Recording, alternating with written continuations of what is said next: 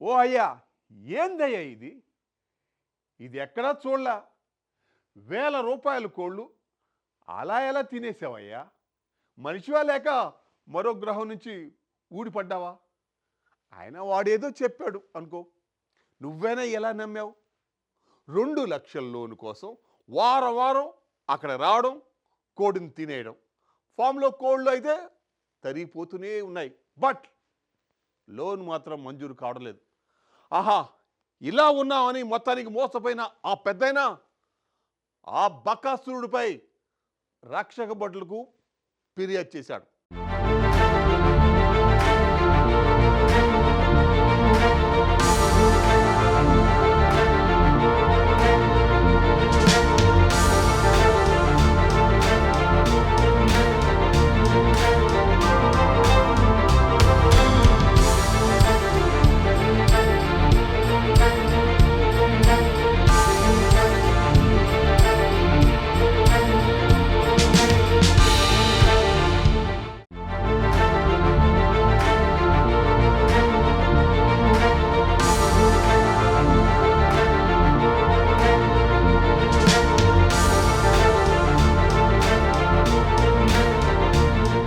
ఓ bank మేనేజర్కు నాటుకోడి కూర అంటే మహా ఇష్టం. పుష్టిగా నాటుకోడి కూర తినాలని కలలు కన్నాడు. కానీ చేస్తున్న ఉద్యోగం రీత్యా అలాంటి అవకాశం దొరకలేదు. ఈ క్రమంలో అతడికి ఓ జాక్పాట్ లాంటి ఐడియా తట్టింది. ఇంకేం, రోజూ నాటుకోడి కూర తినేద్దామని ప్లాన్ చేశాడు.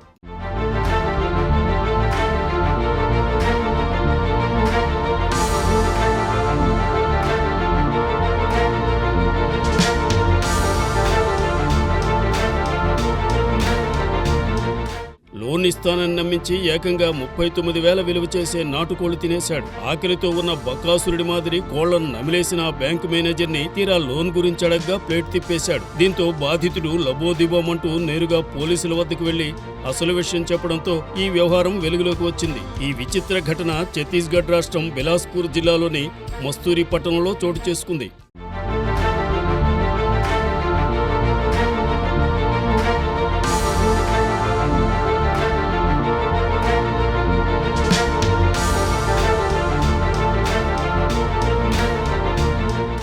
మస్తూరి పట్టణానికి చెందిన రైతు రూప్చంద్ మనహర్కు కోళ్ల ఫామ్ ఉంది.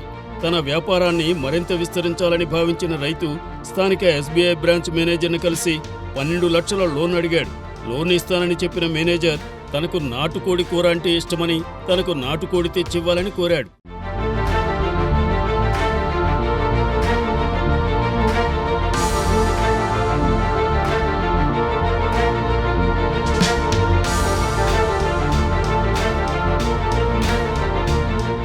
లోన్ వస్తుందన్న ఆశతో మనహర్ బ్యాంక్ మేనేజర్కి రోజు నాటుకోడి మాంసం తెచ్చివ్వసాగాడు. అలా మొత్తం 39,000 విలువ చేసే నాటుకోళ్లు మేనేజర్ తినేశాడు. పైగా లోన్ కోసం 10% కమిషన్ కూడా చెల్లించాడు. లోన్ కావాలంటే ప్రతి శనివారం నాటుకోడి మాంసం కావాలని అడగటం, మరో చోట కోడిని తీసుకుని రావడం రైతుకు దినచర్యగా మారింది.